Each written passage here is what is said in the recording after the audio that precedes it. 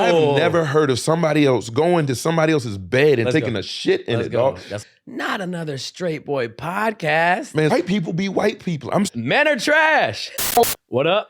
I'm Matt. And I'm Aaron. This is Tune In and Turn Up.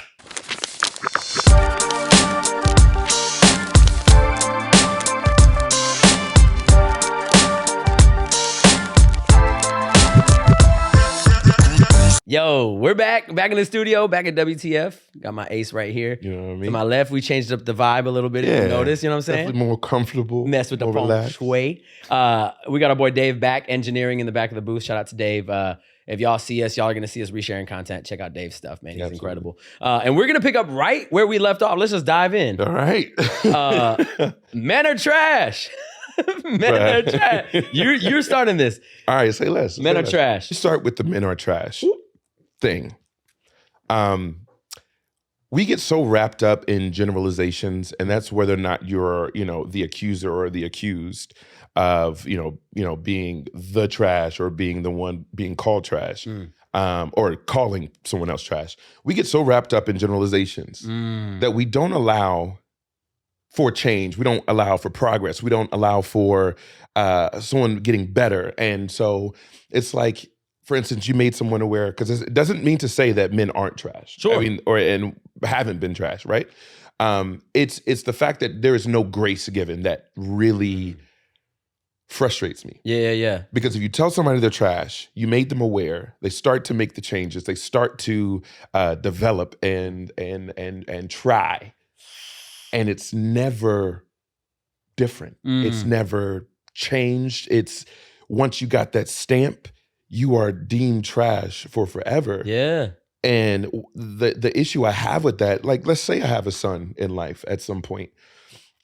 I don't want him to carry that with him for the rest of his life, because he's already got so much other shit that he's going to have to be carrying with him. I want him to know where we used to be, and that he is able to do better. Sure. And that that his dad has done better and is doing better, and we're all aware. But I don't want him to feel like everywhere he goes, any person that he talks to, that he has this label of "you're trash. I need to avoid you." Yeah.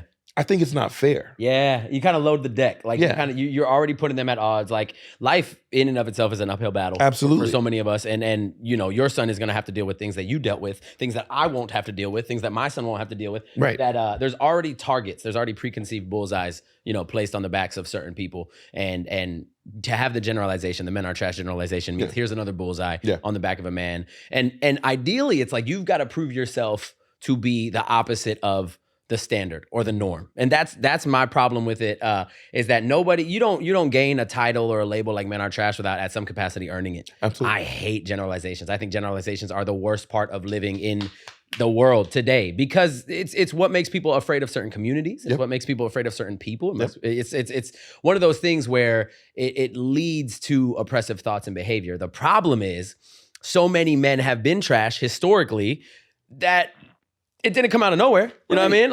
It's not like somebody just dreamed it. Somebody was like, damn, what do we all have in common? The hatred towards shitty dudes. Yeah. And so what's tough is that I don't think it's inaccurate, but I do think it's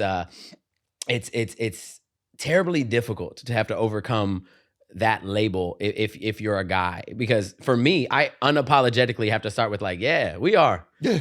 You know what I mean? And then comes the whole, are you not like them thing, or but I'm different, or whatever. Right. And then some people, also there's this issue where some people are just making mistakes. Some people are just fucking up in life. It doesn't mean they're a part of a larger like conspiracy theory. They just did a shitty thing. Absolutely. Or had a shitty time. And it's like, for anybody else, it's like, see, told you men are trash. And for somebody else, it's like, I'm just living the human experience. So I'm going to try to reframe it. Men are recyclables. Okay, men, you can recycle us, mama. Listen, you can teach us a lesson. You can give us an intervention. You can help us, find a new life. Anything. Men are recyclables. Bro, my ex used to really do that all the time. It's tough. Remind me how trash men are. And what sucks is that it's not that you're wrong. You know what I mean? Absolutely. And unfortunately, historically, when it comes down to positions of power and things like that, men have been in the position to ruin lives for all of history. Yeah. You know what I mean? When I think of every mass school shooter is a man. You know what I mean? And when we look at people like Harvey Weinstein or what, there's what sucks is that Bill Cosby. Oh man, Bill Cosby's gonna be a different episode. That's got to be a different episode. Realistically, you can't argue with the fact. Damn, you took it like a shot.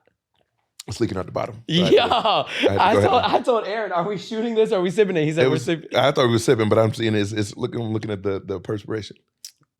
To men being trash, but having potential. To recycling. To recycling. We taking it down? We taking it down? All right, say less.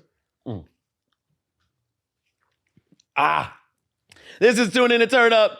I want to shout out to our sponsors. I need to show some love to Lisa Garcia, who not only has endorsed the pod and sent a Cash App, but has decided to send an episodely donation. So Lisa, thank you so much. You've been ride or die since day one for me personally. I appreciate you. And I'm going to shout out our sister, Alyssa Smith. Alyssa, who when Aaron and I told her with joy we're starting a podcast, she said, "Not another Straight Boy podcast." Man, so many people kept being like, another Straight Boy podcast. I'm like, damn, give us a chance. And what? Give us a chance. And what? We still here. Cis Het Podcast, Daddy. Cis Het Podcast, we still son. Strong. Men are trash. Men are trash. All right, so. Oh, let me shout out Adrian Pender. Ooh. Like, you are another, like, very loyal, very fierce friend. And, like, this episode is possible partly because of you. 100%. Major contributor. A major contributor. And so we love you, and I love you and appreciate you. Yeah, you could tell I learned to edit. You could tell I learned to edit. Yeah, because you trash for that. Y'all gonna see Edward Scissors Hands in this podcast, and you're like, why is it cut so much? It's because Matt and Aaron are tuning in and turning up. Yeah, but speaking of Edward Scissorhand, our boy got himself tangled in some bushes. Our boy got himself tangled. Amber Heard and Johnny Depp, I heard from a bird. Oh my God. Y'all aren't stupid. So if you have a pulse, you've probably understood that there's a case that has become global entertainment. So heard from a bird. How do you feel, Aaron? Man, I'm gonna be honest with you. I don't know all the details of this case except for, tuning in every once in a while.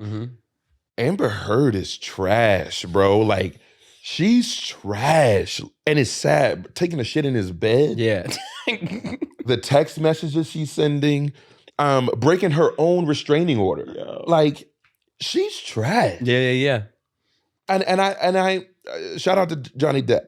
In the videos that I've seen, his decorum has always been cool, calm, and collected. Okay. And it seems like he's been handling this as well as any recovering person can be, and having the past brought up and being able to be vulnerable. I mean, it's the public opinion. Absolutely. We're seeing what's going down. Absolutely. So shout out to him for really handling himself like a professional. Yeah. I'm just sorry he had to meet somebody like Amber Heard, bro. She is trash. She is trash. This has got to be so triggering for Johnny Depp. Like, he's being exposed through so much of his past and so many of his demons. Yeah. He's working on. Like, we have no idea where he is in his journey with sobriety or whatever. He might tell us he's X amount of days sober, and that's great. But we have no idea how loud that call is in the back of his mind to, like, relapse, right? So no matter what, this has got to be excruciating pressure to not turn back to a bottle or a pill or a powder or whatever.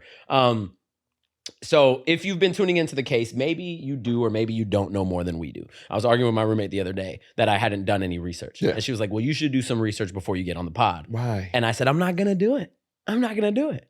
This is like elementary 101. This is the court of public opinion on camera and on microphone. And my issue isn't actually with Johnny or Amber, because I think they both suck. Yeah. I genuinely, I feel sad for both of them. I pray for both of them. I want the best for both of them. I want them to be a shining example of how everybody needs help. Yeah. Everybody needs, like, clinical mental health assistance and help. Everybody needs therapy. And so if there's one thing I feel about this case is that I hope everybody watching understands that, like, abuse in a relationship, you can't out-succeed it. You can't out-rich it. You can't be such a successful and wealthy human being that you've outgrown abuse. You're going to find yourself in an abusive situation regardless if you're dating an abusive person, if you have abusive tendencies, and if you're not getting mental health, like if you're not getting help with your mental health. And so we turn everything as an audience into, like, Rocky versus Drago. Like, we want to make it Yankees versus Red Sox, Mavs versus Suns. You feel me? Let's go Mavs.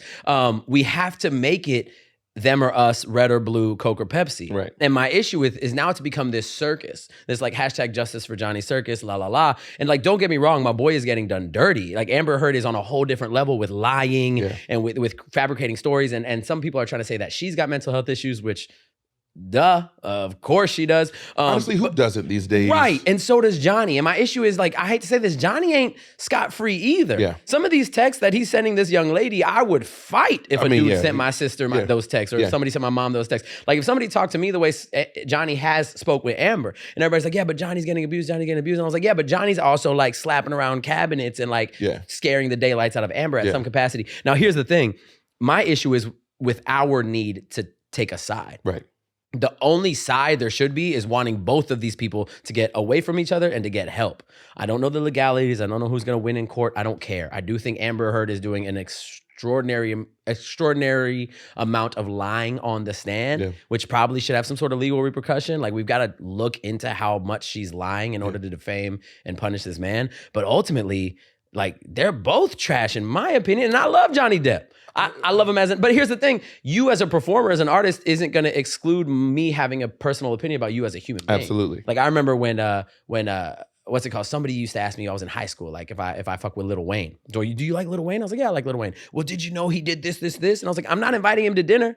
Like I like his music. If he's a shitty person, he's a shitty person. So Johnny Depp, as much as I love his art, if he's also a shitty person, he's a shitty person. Like if you need to get help, you need to get help. And it doesn't matter if you're on the corner of Canal Street or if you're in Hollywood. Bro, I'm so on the surface with it though. Like, cause honestly, when it boils down to it, I really don't care about either one of them, right? And I know in general, yes, we should care about the well-being and the safety of people in general and want the best for them. But when it comes, it's two things. It's two rich people having a fucking argument, and it really going somewhere that it never needed to in general, right?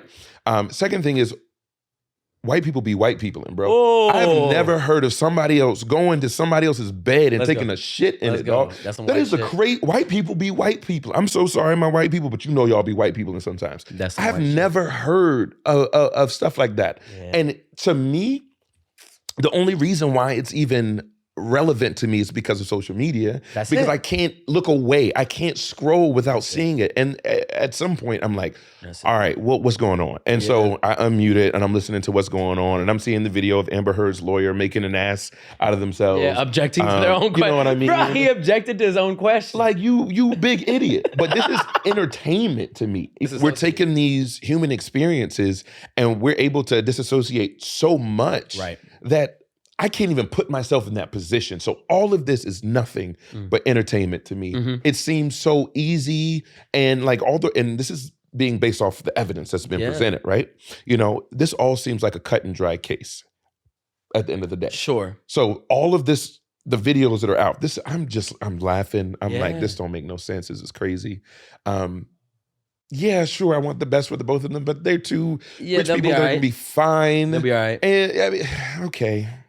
Yeah, it's to me, it's kind of like we said with the Zaya Wade. Like I'm more upset at us. Because it's like I'm actually very, very curious as how desensitized we are becoming to the human experience. Like you can't be up in arms so hard about Amber and Johnny, but then when you see a domestic dispute on the subway or at the restaurant, you don't say nothing. Like you're talking about all this justice for Johnny and Amber, but then when you're at the PTA and you see that father or that dad or that mother like abuse their spouse or their child in public, everybody minds their business. That to me, that's the problem, because it's safe to be a spectator. Absolutely. Which is why we want things to spectate. And the only reason people aren't like, this is like the second coming of OJ, right? When OJ was like the most watched program or whatever. And I don't know what the laws are with the courts as far as like you can watch you can't watch a federal case like the Ghislaine Maxwell trial, but you can watch this. Like I don't know what all the legalities are. I have no idea. What you can or can't stream or televise from a courtroom,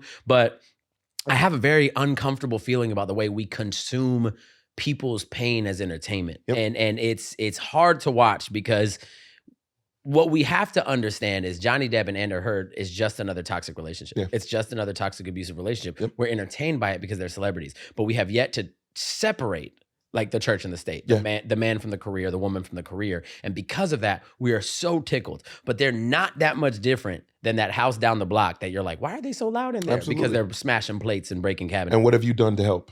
No, What kind of speaking up did you do? nothing. And that's my problem. But it does pull us into a direction we wanted to discuss a little bit, which is something that came out of this trial is the hashtag #MenToo. Yeah, that tripped me up, bro. So hashtag #MenToo has been said essentially, I guess, in defense of Johnny Depp and in defense of all men who are also victims of abuse, domestic abuse, sexual abuse. And it doesn't take away from the fact that it does happen. Right. Men, yes, are also abused physically, mentally. Yes, Sure. that happens. Yeah. My issue with this hashtag becoming trending is that we thought it was okay to take this one case and still turn it around to make it about us. You know what I mean? Because we're still missing the point. Like, it's almost like for once in how long, Right. we have a case where it's cut and dry that Amber is Right. abusing Johnny in whatever way, right? Right. We've completely dismissed the countless cases, reported and unreported, of men that just abuse in whatever way they see fit Right. women. And we Right. take one case that is just this debacle and it's Yeah, just yeah. silly and it's like, ugh. I mean, It's at the end gross. of the day- It's gross. But we take this one case and we turn it into a hashtag, talking from Men Too, Oof. playing off of the Me Too movement. Yeah. Like, no. Yeah. No. Yeah. I mean, it actually blows my mind how easily we are able to whitewash anything that that came in the past that caused hurt and pain, Sure. and we just completely erase it and just bring it back to where it is here. Sure. It is so disrespectful to the countless victims from the Me Too movement to then try to change the entire movement, protests, everything that has happened, Sure. and then flip it because of one case. That shit was so disrespectful. Ooh. Okay. That's to me. It's because men are trash. Nah, I hear you. So the hard part for me is that like the anytime we're shining a light on a man also being a human being, Right. capable of being a victim, capable of being abused, capable of being lost and, Right. and hurt and damaged and corrupt. It's difficult to gain empathy from the world to care about a man who's been hurt or abused. Yeah. Essentially, ironically, because of this dominant, like fake toxic masculinity structure, this mask that we wear, this men are trash that we wear, it's hard to gain empathy when men are hurting. Yeah. And so because of that, I don't know when is the right time to say men as well. Absolutely. And unfortunately, I don't like it now. I don't like it from a branding perspective. Think of something doper. Like Me Too's already dope. well, that's like, the whole thing. Me Too's separated. Me Too's fire. Like they won like Absolutely. People's Person of the Year, like Time Magazine's Person of the Year. Like just find a doper hashtag. My issues with the hashtag Men Too is weak on a branding perspective. Men Too is trash marketing.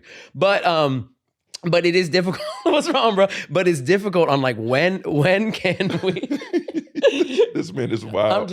I'm picturing the commercial. I'm like, trash. You just added one letter. Lazy. That's lazy writing.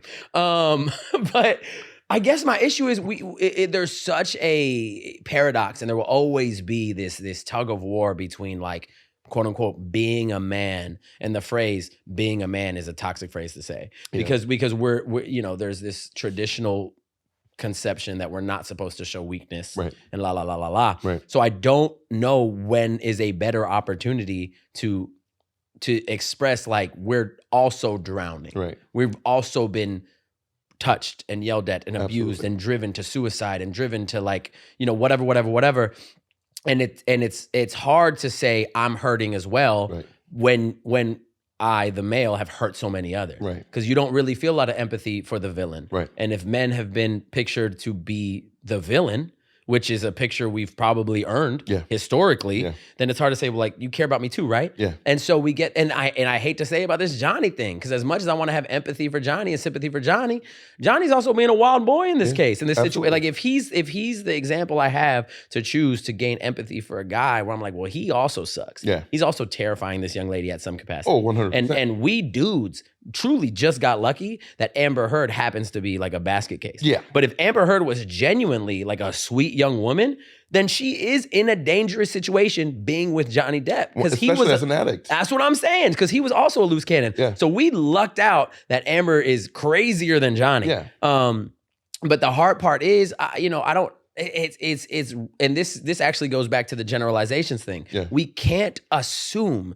that anybody, whether it's a race or a gender or a cultural belief or political, we can't assume that anybody is a monolith, subscribes to monolithic thinking. Yeah. Because the strongest man if you generalize his strength or his ability to overcome whatever the hell he's being tossed, you have no idea how much he's actually hurting that person. Oh, 100%. And same thing when you meet any young lady or any non-binary human being or anybody in the world, anything with a pulse. Yeah. We have absolutely no idea what they've been through. You see a dog on the street, you have no idea if it's gonna bite you. You don't know if it's triggered, if it's beaten, whatever. So like the hard part is we as people decide to subscribe to these generalizations, and I'm like, they're dangerous. Yeah. They're dangerous because you're not going to have room to love the human being, the independent human being that needs your love and your space. And that's the hard thing with Men Are Trash. I'm like, I don't disagree. Men are trash. However, if there isn't grace there, then so many people are going to subscribe to the belief that they're trash. And you know what? Embody it. And then what's the point? It's so exactly. What's the point? And I don't know about you, but sometimes in your life, when somebody already gives you a label, instead of defying that label, you own it. And I've been in the position too where I'm like, if that's how you see me, I remember like I was a class clown growing up. And my teachers used to tell my parents, like, he's just a class clown. He's not paying attention in class. He's going to fail, la, la, la. And instead of being like, no, I'll prove you wrong, I'll be like, oh shit, you think I'm funny? And then I was like, oh, you want to see a clown? Yeah. You want to see a clown? And then I was like Jackass, 6.9. I was a wild boy. But I wouldn't have, not that I wouldn't have done that. I have no idea how my life would have went. But if I would have had any sort of semblance of endorsement to go in the different direction, then I might have gone in the different direction. But we can't blame people for owning the labels we prescribe them. Yeah. And then I'm not going to say we're to blame, but at the end of the day, like, we created a monster at some capacity. So yeah, man. So it's tough go ahead. I just think it would have been better. What you said is actual facts. Sure. And so that makes me like, just think about the hashtag, the two hashtags, Me Too and Men Too. It would have been better just to include Johnny or whoever tried to use this case in Me Too, rather than separating Me Too and Men Too, because now you're trying to make it two separate causes. Right. What is actually the same thing. Come on. And we can get into the conversation of who's, I believe women. Yeah. We can get into the conversation of who would be believed. Right. But we don't need to right now. That's not what we need to get into. We just need to really be able to put, actually, that might be the only time I would take a generalization, because Me Too is a general thing. And there's for me, there's so many cases, and there's so many different situations and everything that really gets put into this Me Too. Sure. Including this case, right? And so I think making Men Too separate from Me Too is where I just have the issue. Yeah. And it's not even that because we of course also get abused, right? And with all that stuff, right.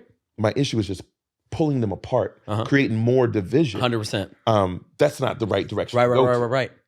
Oh, I think I'm honest. I'm no lie. That's one of the most brilliant things I've heard you say, because it wasn't until you said that I realized I never saw gender when I thought of the Me Too movement. Mm-hmm. I never saw gender. Yeah. I thought no one specified it. I thought victims. This is just a movement about victims. Yeah. And I used to tell people when I would talk about stories of my life or stories of my past that like this, I used to say, this is my Me Too movement, or this is or Me Too moment. This is the closest Me Too moment I have in my life. Yeah. And I never thought like me as a guy. I just thought me as a victim of something. You know what I mean? Yeah. And so what's wild is that we, or whoever is the cause of this virality for this hashtag, decided to divide it by gender. Yeah. Like you said, we made it worse. We also put gender on everything. Low key, we make everything worse. But yeah. We have to like divide. Like we have to add all these like descriptors to a case to like further separate how it's viewed. And so you're absolutely right. Johnny is in this capacity, a victim of or a part of the Me Too movement. Yes. This Men Too shit, if anybody is so ignorant that they don't understand that men are also victims of abuse, then they have a whole nother lesson they need to learn. Correct. But we don't need to, rock the boat by having a fraction off parts of this movement. That's rough. That's dope. You saying that that's a light bulb. Y'all, I mean, it was never, yeah. All right. Moving on, we've had another few things happen. I mean, some of these will be open-ended. Some of these might be short. But what do you think about Elon Musk, man? Your boy Elon Musk bought Twitter for what, $43 billion? $43 billion? I saw a post, and I don't even want to really put like the numbers in it because I'll give you the general of what was said. Elon Musk bought Twitter for $43 billion. And then they were talking about the amount of people that are on planet Earth. Right. And talking about if you had just taken a cut from that $43 billion of how many people could essentially just have basically some cash in their pocket. Sure. What that money, and I think there was a point in time where Elon was talking about, tell me ways that I can help. Tell me ways that I can help end poverty or hunger. This, I honestly, sorry. See, I'm even upset with my damn mic. My man spent that much money on an app. $43 billion. And Twitter's trash. Can you fathom $43 billion being spent on something digital? It's not tangible. You can't touch it. Yeah. And then on top of that, you want to try to look like this person that, could potentially be open to the philanthropic lifestyle. Sure. But you spent $43 billion. Bro, I hate millionaires. Like the Eat shit the rich. that they will spend their money on while we out here hustling and busting our ass. Please feed me. Feed me on that loud. It's been a long day. Bruh, billionaires going billionaire, bruh. It's you know what's wild? I hate to say this, and you know what? Cancel me. That's the name of the episode. Cancel me. I am almost not mad at it. Okay, you're right. He spent it on an app, right? A digital interface. Yeah. If the power goes out, right? Twitter is nothing. You know what I mean? But at the end of the day, it just further proves that we're all in a game of Monopoly. Yeah, there's only 6 people playing, and the rest of us, we ain't even the items. We ain't even on the. We're the board. We're the cardboard. Yeah. We're like the paper mache. But people okay, and if Elon Musk bought Twitter for $43 billion, that means that he could afford it, which means he'll also be fine. Yeah, it's not like he's like, this better work out. He'll be all right. Yeah, if Twitter literally goes bankrupt in the next 5 years, which they won't, he might be like, that sucks, but he'll make it all back before I die. So, what's rough is that I ain't surprised, man. Because here's the issue: as great as it would be to have a billionaire do something productive with their money, somebody wants me to do something productive with my money. There's somebody out there telling me, Matt, don't spend your money at Whole Foods. You can get just as good of groceries for a fraction of the cost at this grocery store. I mean, yeah. And it's farm friendly and it's neighborhood friendly, and then you could donate the rest to charity. There's somebody always telling somebody else what to do with their money. It's just easier when they're a billionaire, because then they got 6 billion people, all eyes on them. Yeah. And they're like, oh, this is what you should do. You know what I'm saying? Yeah. So it's disgusting. Sure. That amount of gratuitous just wealth is absurd, especially when we think of how much, comparatively to how much poverty is in this world. But bruh, I almost get a sigh of relief because I'm like, oh, Matt, get over yourself.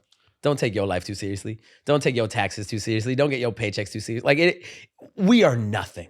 We are, and I mean that lovingly. I don't mean that to give you a burden. I mean that to give you freedom. It doesn't matter. You know what I mean? Right? And that's what sucks is the way I'm thinking Elon Musk is being irresponsible with his finances. My mom and dad probably think I'm being irresponsible with mine. Yeah. So it's all hypocritical in nature. But then, man, and as much as I hate the concept of a billionaire, I was raised in a capitalist society. Yeah.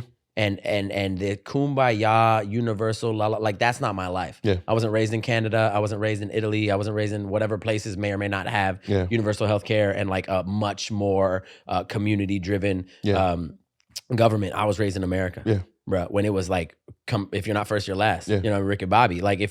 And as much as I hate an Elon Musk, boy, if I could be him. Oh, absolutely. Boy, I'm like, I hate your money, but break me off like 60 mil. Absolutely. You know what I mean? And that's what's tough is like, and granted, everybody wants to be the hero. Everybody wants to be the one that was like, well, if I had that money, you know what I mean? Yeah. But we're not. And the scariest thing about the situation is he bought Twitter. So control of outspeak, control of communication is dangerous. It's dangerous. We recently had a president who, in my opinion, was a piece of shit. And mine too. you know what I mean? And so when people like this have control like that, it's a dangerous thing. Yes. I have no idea what Elon Musk is going to do with his platform. I have no idea how Twitter is going to change. I almost think it's not going to. I do not think we're going to be affected at all. But if we are, the danger lies in the streets. Yeah. And again, this is why I'm so adamant about like the people. How do we respond to shit? And why do we have to regulate how we respond to shit? Yeah. Johnny Depp, Amber Heard, Zaya Wade. It's like, because all of these motherfuckers are playing Monopoly and we're lighting the board on fire. Like if Elon Musk decides to let Donald Trump back into Twitter and Donald Trump starts saying some wild racist shit, some wild divisive shit, which he probably will. Don't trust Mexicans or la la la la la. He's gonna say that shit. The people that are gonna be fighting about it is us in the coffee shops. Yep. The people that are gonna be like low-key, like side-eyeing people of color, people of different like sexual orientations and la la la is us. Yeah. So if we let these moguls step onto platforms and drop sound bites that make us want to like hate thy neighbor, like we got to work on how we respond to these dudes because they're ruining our neighborhoods. You know what I mean? Well, they're only making what already exists louder. That's valid. They just have a bigger platform. That's valid. They're just able to reach more people. So this thing already exists. That's valid. In the fabric of this country. 100%.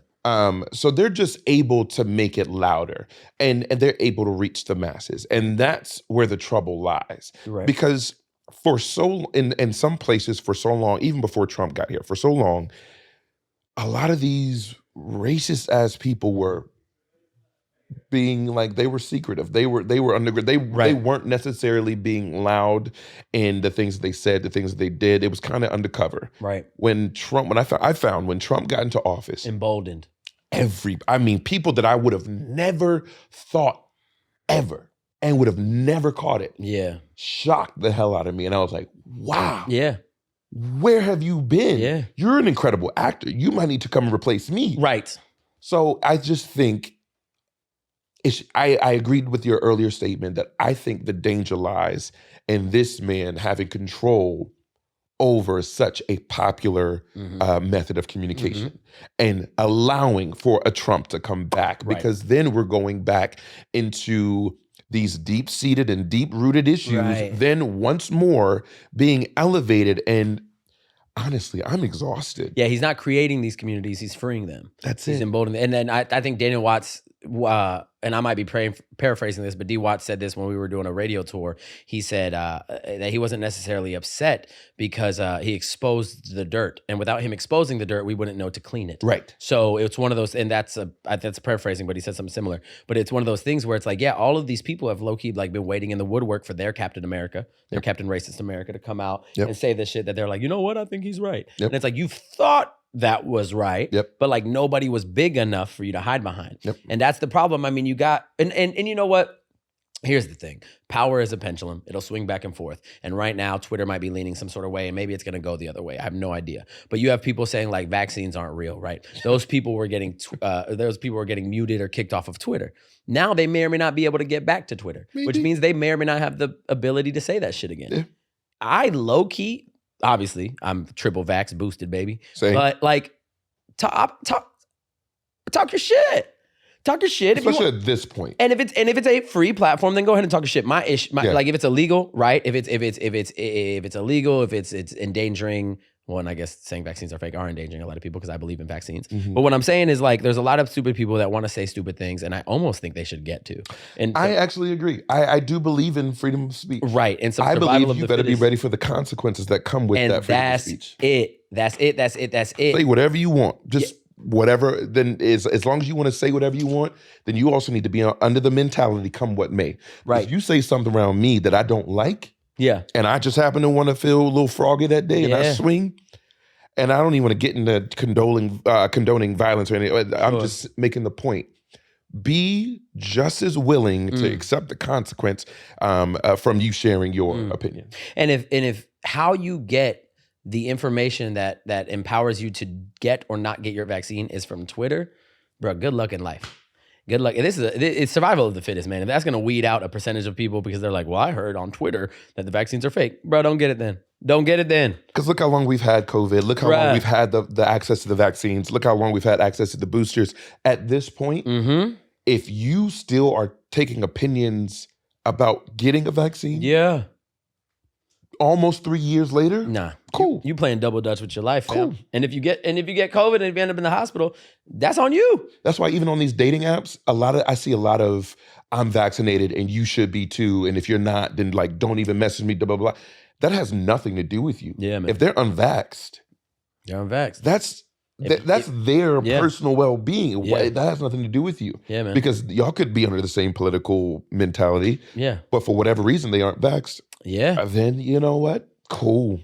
There's no convincing people at this point. I wouldn't know, fam. I'm not on the dating apps. All right. Well, speaking of consequences, our boy Dave Chappelle was bum rushed on stage. He was doing his comedy. He's doing his stand-up. Dave Chappelle. We all know Dave Chappelle.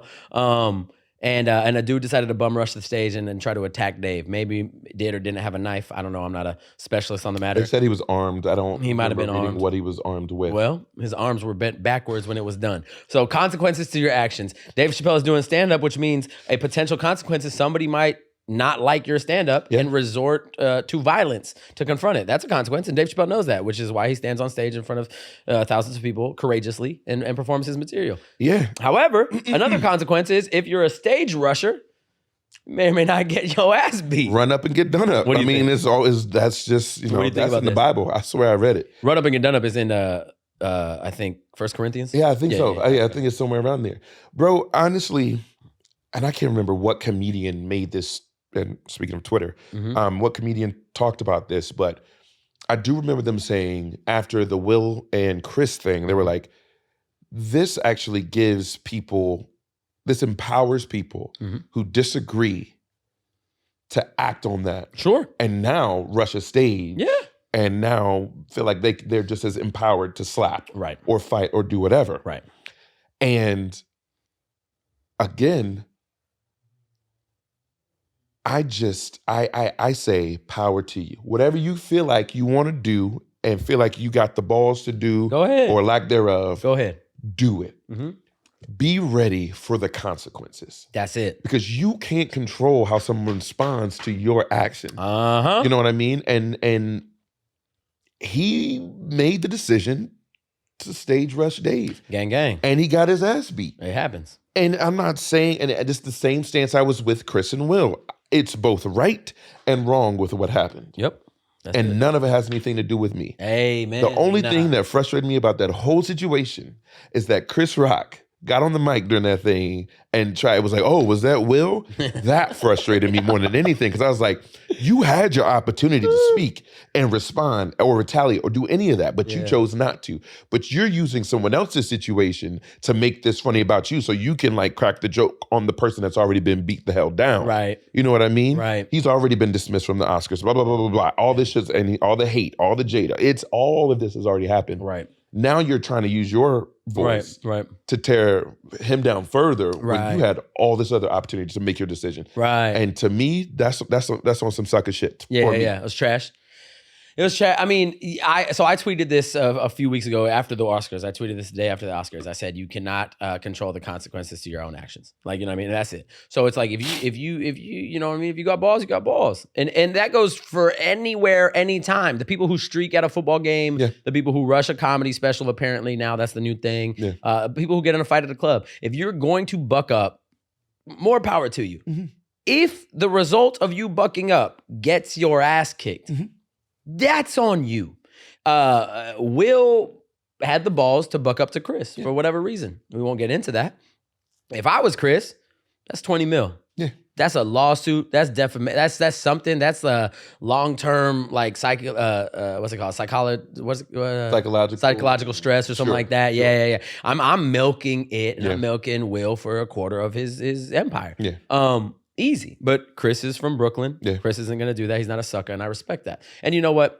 That's a whole different story. Maybe I wouldn't have done it if I was Chris, because there's a whole inner community thing there Right. that I'm not a part of. Right. That's on them. Because if I say I couldn't, even if he slapped me, I couldn't sue him. Well, he would have to see me, but I couldn't sue him. That's what I'm saying. If I, yeah, 1,000%. And it's a different thing when, you've got a working relationship in the industry, the same industry for 3 decades. Yeah. That being said, if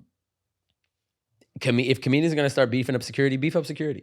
Comedians also know what they need to do now to feel a little bit safer. Yep. If people are going to these shows with axe to grind, and I don't know what Dave said to trigger this man. I low-key thought he probably came planning this already. Like when a PETA activist goes to something prepared to throw like blood on a fur coat. Right. Like it's not, they're just waiting. Right. So, and with this whole like slapping comedians is hot thing right now, trending thing right now. Okay.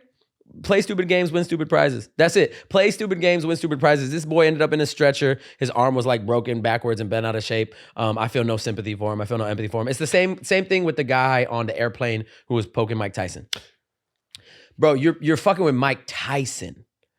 You're lucky you're alive. And honestly, his hands are weapons. They're literally like historically lethal weapons. And honestly, if that guy would have ended up a vegetable or whatever, I wouldn't have put Mike in cuffs. It would be one of those like that really suck. Bro, we got as a people, we can't act brand new because TikTok exists. Correct. We can't act brand new because we could be the next trending or whatever. Correct. Like everybody wants to be the next Catch Me Outside girl. Yep. Everybody wants to find a way to get whatever 5 second of fame they need to, that they can end up like spiraling and snowballing into a monetization. Yeah. It's not gonna work out like that for you, player. Like, bro, there's a guy on Instagram, and I don't know if y'all follow him or not, but his name is Kevin Samuels. Okay. And so Kevin Samuels' platform was to be like this love guru. Essentially, he was just this misogynist asshole who would say like the worst things in his interviews with these women on social media, in the public eye. And my whole thing was like, why even subject yourself to this man? Right. Like, why are you even giving him the time of day? But that's a whole other story. He recently passed.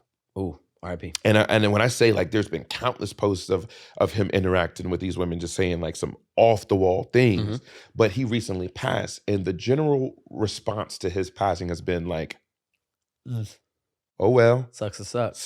Ugh. I mean, and so then I really had to look within myself like,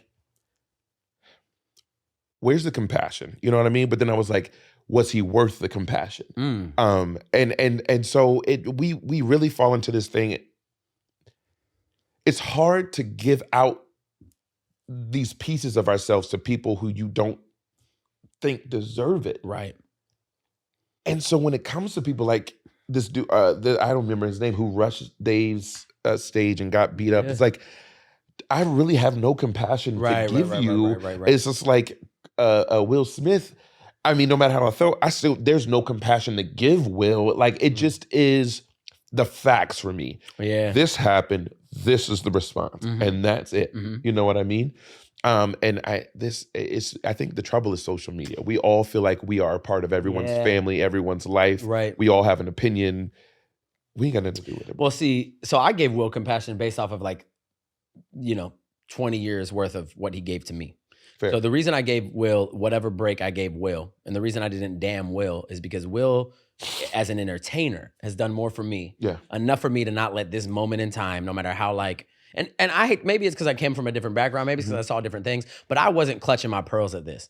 I was like, damn, you know what I mean? At most, I was like thoroughly entertained and be like, oh, that shit was wild. Yeah. But I wasn't like, oh, how dare him? Of course. I've lost all my respect for Will Smith. You know what I mean? not. Like, everybody's wilding out. Like, and I hate to say this, I saw a lot of my Caucasian friends talking about how much they've lost respect for Will. And I was like, oh, word? Yep. After him being the poster child of best behaved, man of color on screen, now you've lost. Now that he had a moment of whatever weakness, Of being laughs, human. violence, of having a human moment, and even if it was a lack of controlled human, like because we all could slap the shit out of somebody, but we don't. So even if in one moment of his life he decided to wild out, and even if you're like shame on him, violence isn't the answer. Yeah. My thing is like, but it's a response. Correct. It might not be the answer, but it's a response. Correct. And I hate to say this, Will has never ever been problematic. No. So if you're gonna let this 5 second clip damn him, crucify him for life, then you know better than the people who crucified Jesus. Right. Because, ooh. and that's what I'm saying. You know what I mean? I told you we was biblical on this podcast. But like, I guess my issue with and even with Kevin and everything going on is like social media has allowed us to just say things and not care. Yep. Because once upon a time we were held accountable for the things we said because we had to say them in person. Yeah. And now we don't. And so and I hate to say this, I am hypocritically speaking because I remember when Rush Limbaugh died. Yeah. And I was like, bet. Just see ya. You know what I mean? I was like, the world is a better place without him. Radio is better without him. And this is a man who, Donald Trump, of course, gave him a Medal of Honor, at the White House. But Rush Limbaugh, in my opinion, was a plague, a walking plague. # men are trash. And so I remember having no compassion, no empathy. And I was like, all right, bet. Like, honestly, we're better off. He was problematic and a pot stirrer. That being said, if that's how strongly people feel about people like Kevin Samuels, you can't blame them for feeling that way about you. You can't at all. Can't be mad at putting yourself in a position to allow somebody to form an opinion about you. And if it's a negative opinion, you can blame the things you've done to give them that negative opinion to form. Cause and effect. That's it. You can't control the consequences to your actions. That's it. And if your actions have caused a majority of people to not care if you die, then I hope you are a lesson to those who think it's entertaining or funny to be so confidently misogynistic Absolutely. or so confidently toxic. Because it's dangerous, bro. Even with this pod, Aaron and I, discussed a little bit. I remember before we recorded our first episode, just having a little bit of nerves about like how we were going to come off. Yeah. And what I assured Aaron, which I believe to be true, is that no matter how we come off on the pod, I know who we are as human beings. Correct. And if who we are as human beings is reflected on this podcast, then I'm good. Yeah. I'm good with the Matt you see. Yeah. And if the Matt you see is wow, he cusses more than I thought he did, then so be it. Yeah. Or if we're a little bit silly, or if sometimes our humor is inappropriate or whatever, I'll rock with that. Yeah. Because as long as I'm living in a place of authenticity, I'm cool with it. And whenever my authenticity becomes problematic, I also stand the chance to be corrected, to learn, and to grow from my mistakes. Absolutely. If somebody like Kevin Samuels is so stubborn, they refuse to change their ways because they're profiting so strongly off of being a piece of shit, then I hate to say it, some people might not care that you die. Yeah. I'd love to be cared for if I die. I think about that. I hate to say this. I think about that all the time. I think about my funeral all 100%. the time. 100%. Will they miss me when I'm gone? Will it matter if I'm gone? Because, and that also comes from an insecurity of feeling taken advantage of a lot. And I also think it also comes from, because the reason why we're best friends is because we connect on a lot. And I think two of the biggest things that we connect on is, number one, we are people pleasers. And number two, we care what people think. Oh. And so when we came into the podcast, especially me, and I had to be vocal about it because of being in the public eye, it just always made me nervous, because there are people in this world that are in my life or have been a part of my life that don't know this side of me, who did not grow with me. Right. They kept me in whatever place that they kept me in to this day. And it was such a weird thing for me to be able to release that. And what really triggered it for me is when we released the first podcast, and people were like, I enjoyed the podcast, but it wasn't y'all. Like, I was like, they were like, we've been around you while you guys were having a conversation with each other, and it's just free. And then I had to check myself, and I was like, why do I care? Yeah. Why do I care? And so I think we as people care so much about what others think that we are so easy and quick to diminish how we feel, how we want to do things, how we want to move. And I'm actually really happy to be able to be in a place to be able to do that. You're right. Because again, actions have consequences. And we need to get into that place of like being willing to accept the consequences, because number one, we are not terrible people. Woo. So whatever consequences come out of our actions, I am 100% okay with accepting. That's it. I was talking the other day, and I said I don't necessarily believe in consequences if I believe firmly committed to the actions. Because then if you feel some kind of way about me, if I lose my job or if I'm de-invited from the event or the soiree, then I'm gonna be like, well, then you didn't want me there. You wanted the me I could have pretended to be, but you didn't want me there in my authenticity. And what's hard is that, for you and me, and for anybody that works in the entertainment industry, or anybody that puts on a mask for a living or for a personal reason, you are showing a altered and performative version of yourself in order to feel accepted. Absolutely. And the rooms you're doing that for, and the rooms you're dancing for and performing for, aren't the right rooms for you. Absolutely. Because the exhaustion of having to take off that mask is beyond what any. And I hate to say this, you wonder why you see Robin Williams killing himself. Yes, sir. You wonder why these people overdose or find such an outlet towards drugs and some sort of freedom. It's because they can't wear the mask anymore. Yes, sir. And so for people like Aaron and I, a show like this is almost personally therapeutic. Yeah. Because we get to practice and develop the skill to be as ourselves as possible. People I admire that record in the same studio, Charlamagne the God and Andrew Schultz. Yeah. I love how unapologetically flagrant or vulgar they get to be. Yeah. And I know that wasn't easy. I know episode 1 versus episode 160 are different. Yeah. But Aaron and I are in that journey together where we get to be like, yo, I trust you. I trust you. Let's be ourselves on camera in front of whoever's going to see it, and trust that it's okay. Yeah. And episode 1 and 2 are that, and then episode 100 is going to be that. But we couldn't do it without your support. Yeah. It's honestly nerve-wracking. It's Oh, it's 100%. a hell of a lot of fun.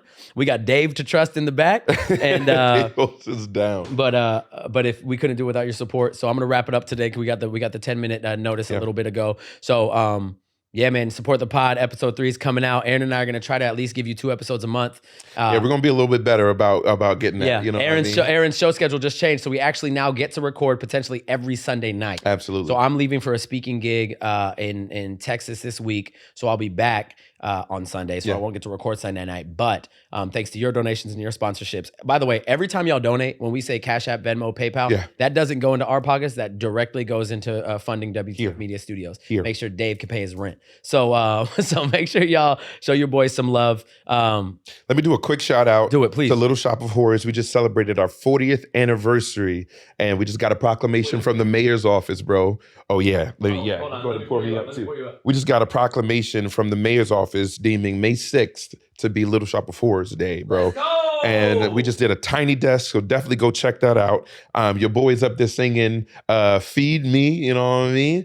So just go to YouTube and type in Little Shop of Horrors or Tiny Desk Little Shop of Horrors, and we'll be up there. So shout out to my cast and crew. I really love you guys, and I appreciate Y'all y'all see on the that? journey, man. 6 de Mayo, when y'all done disrespecting Mexicans on the 6th of May, y'all can be out here showing I love was to my sober. boy Aaron. Bruh, I wasn't. Y'all, that's dope. And if y'all haven't seen it, I posted it on my story, but go find it. My boy Aaron is on Tiny Desk, and that's massive. And he's singing it down, Man, I was okay? enjoying myself, Y'all gotta man. see it. My boy absolutely killed it. He's had, my DMs have been blowing up for Aaron.